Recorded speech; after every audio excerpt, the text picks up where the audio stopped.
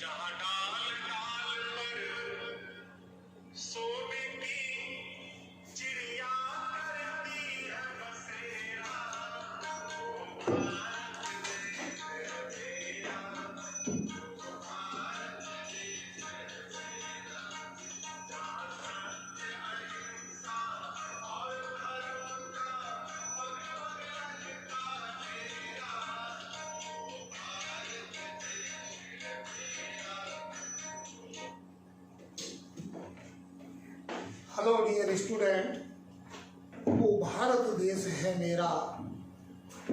Question number 38 का मैंने आपको रिवॉल्यूशन और कैपिटल अकाउंट लास्ट वीडियो में बताया। उसकी बैलेंस शीट आपको स्वयं बनाकर देखनी है। आज मैं आपको क्वेश्चन नंबर 39 बताने जा रहा हूँ। इसका एक एडजस्टमेंट बहुत पावरफुल है, वह आपके लिए बेशकीमती है। आप ध्यान से समझिएगा। पहले मैं रिवर कैपिटल बताऊंगा, उसके आगे का पार्ट में आपको होमवर्क में दूंगा, क्योंकि जब तक करेंगे नहीं तब तक हमें कुछ आएगा नहीं। जरा ध्यान से चलिए, ध्यान से सुनिए। Pankaj and Kamal are partner in a firm. Pankaj और कमल एक फर्म में साझेदार हैं। Sharing profit and losses in the ratio 3:2 वे लाभ और हानि 3:2 के अनुपात में बांटते हैं। दे एडमिटेड मनोज, उन्होंने मनोज को 1/6 भाग के लिए साझेदार बनाया। Who purchase his share from Pankaj, वह अपना हिस्सा, वह अपना समस्त लाभ पंकज से खरीदता है। यही इस सम का टर्निंग पॉइंट है, बेसिक है। ये आ गया तो सब आ गया। यानी नया पार्टनर पंकज आ रहा है, मनोज आ रहा है सॉरी, और वह सारा हिस्सा पंकज से परचेज कर रहा है। आगे देखिए, Manoj is unable to bring any amount for goodwill, यानी मनोज जो आ रहा है गुडविल की राशि लाने में असमर्थ है। समझ जाइए, नया पार्टनर आ रहा है लेकिन गुडविल नहीं ला रहा है। कंडीशन नंबर 3 अप्लाई हो रही है। और आगे देखिए, the goodwill and bring only 8,000 as is capital, वह 8,000 रुपए पूंजी के ला रहा है। गुडविल एस्टिमेटेड एज 10,000, यहां पर ख्याति का समझिए, ख्याति का मूल्य 10,000 आका गया है। ये 10,000 फर्म की गुडविल नहीं है, गुडविल का वैल्यूएशन किया गया है यानी नए पार्टनर के आने पर, लेकिन वह गुडविल नहीं ला रहा है। ये बात मैंने पहले भी आपको समझा दी है। थोड़ा सा आगे चलते हैं हम। इसके बाद में सब में जरा ध्यान से देखिएगा। सवाल में लिखा है कैपिटल ऑफ पंकज 10,000, कमल की कैपिटल 6,000 है, क्रेडिटर 8,500 के हैं, स्टॉक 9,500 का है, फर्नीचर 2,500 का है, डेटर 5,000 के हैं, बिल्डिंग 7,000 की है। अपार्ट फ्रॉम कैश, रोकड़ के अलावा। इस सवाल में एक खास बात और है, हमें लायबिलिटीज है, हमें एसेट्स है, लेकिन अपार्ट फ्रॉम कैश, रोकड़ के अलावा, यानी इस सवाल में कैश नहीं है। यानी इसमें मेजर रहेगा आपकी मेन बैलेंस शीट जब तक नहीं बनेगी जब तक आपके पास कैश बैलेंस नहीं होता है। चलिए आगे देखते हैं। पहले रिवॉल्यूशन मस्ट है हमारे लिए, उस पर ध्यान दें। अब हमें डिक्रीज इंक्रीज वाले आइटम फोकस करने हैं। बिल्डिंग इज एस्टिमेटेड 8,000, सवाल में बिल्डिंग का मूल्य 8,000 बोल रहे हैं। जरा सवाल में ऊपर भी देखो बिल्डिंग कितने की है, आपको तत्काल मालूम पड़ जाएगा कि ऊपर जो बिल्डिंग आपको सवाल में दी है वह कितनी है और मशीन कितनी है। एक एक चीज को ध्यान से देखें। मैं फिर बता दूं, स्टॉक 9,500, फर्नीचर 2,500, डेप्टर 5,000, बिल्डिंग 7,000। यानी पुरानी बिल्डिंग मैं लिखकर दिखा देता हूं, पुरानी बिल्डिंग 7,000 है और नया एडजस्टमेंट के मुताबिक 8,000 है। इसका मतलब हुआ बिल्डिंग में 1,000 रुपए का इंक्रीज हो रहा है, यानी लाभ हो रहा है बाय बिल्डिंग। अब ये चीजें आने लगी हैं, जल्दी जल्दी क्लियर कर सकते हैं। 1,000 और देखिए किस आइटम में डिक्रीज में किताब से नजर ना हटाइएगा। डिक्रीज इंक्रीज किस आइटम में, जरा ध्यान से देखिए। इसके बाद सवाल में लिखा है स्टॉक एंड फर्नीचर डेप्रीशिएट, यानी स्टॉक में और फर्नीचर डेप्रीशिएट यानी कमी करना है, ह्रास करना है। तत्काल हमारी नजर सवाल में पहले जाना चाहिए स्टॉक के ऊपर, तब हमें सवाल में स्टॉक मिला 9,500। देखिए वर्किंग स्टॉक 9,500 10%, 9,500 का 10% 950। फर्नीचर में भी परसेंटेज निकाल देते हैं, उसका भी 10% है। 2,500 का फर्नीचर है, इसका भी 10% निकालते हैं तो ये आता है 250। और स्टॉक और फर्नीचर दोनों के अंदर डेप्रीशिएट हो रहा है, डेप्रीशिएट यानी कमी हो रही है, और कमी होती है तो दोनों कहाँ आती है आपको मालूम है। तो सबसे पहले टू स्टॉक 950 और इसके बाद टू फर्नीचर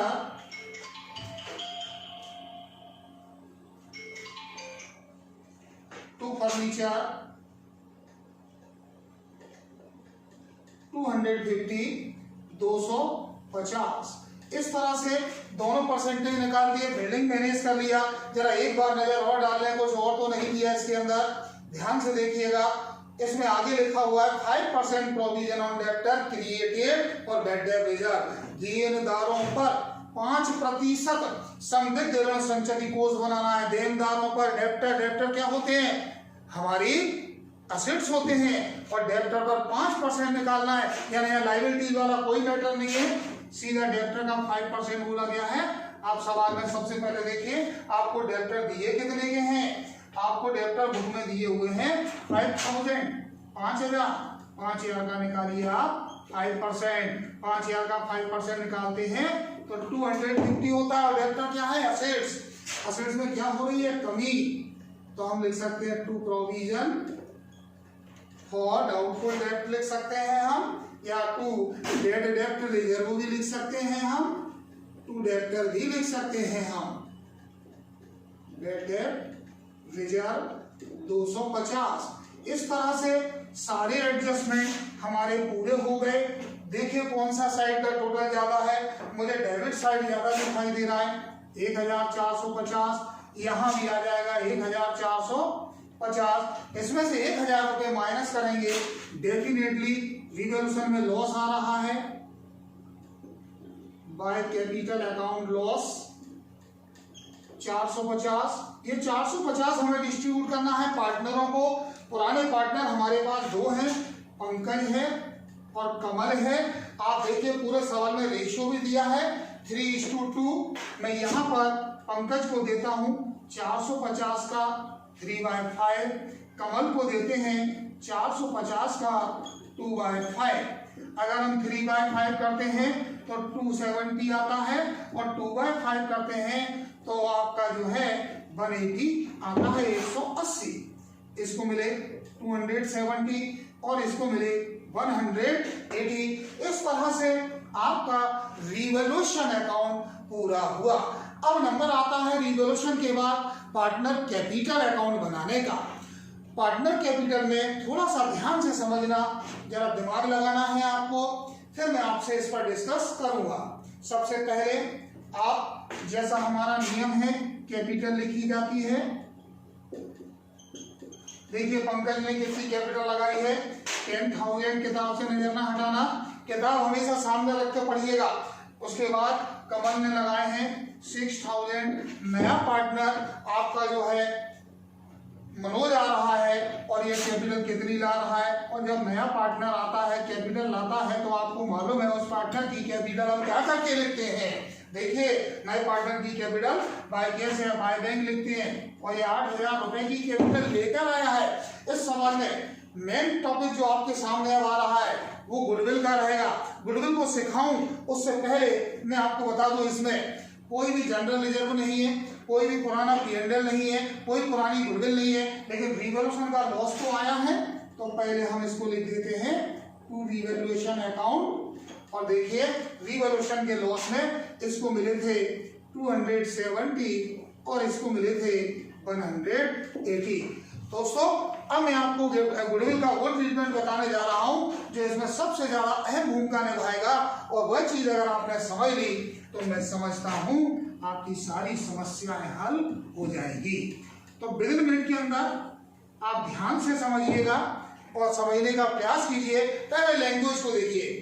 मनोज आ रहा है unable to bring goodwill, Manoj आ रहा है लेकिन गुडविल की राशि लाने में असमर्थ है। तो एक बात तो क्लियर हो गई कि नया पार्टनर आ रहा है, गुडविल नहीं ला रहा है। गुडविल का मूल्यांकन किया गया है, फर्म की गुडविल नहीं है। फर्म की गुडविल होती तो मनोज का हिस्सा निकालते फिर डिस्ट्रीब्यूट करते, लेकिन यहाँ पर फर्म की गुडविल वैल्यूएशन करने के बाद दी हुई है, यानी हमें मूल्यांकन करके गुडविल दे दी है और हमें वैल्यूड की हुई गुडविल, यानी एक तरह से मनोज के हिस्से की ही गुडविल हो गई, वह 10,000 रुपये हो गई वैल्यूएशन करने पर। अब सवाल की वो बात देखिए, कायदा तो ये कहता है कि जब नया पार्टनर आता है गुडविल नहीं लाता है तो एंट्री बनती है new partner capital account debit to old partner, new to old, यानी Manoj capital account debit to Pankaj to Kamal, लेकिन टू पंकज टू कमल नहीं आएगा। कारण सुनिए आप, मैं एंट्री लिखकर दिखा रहा हूं, फटाफट देखना।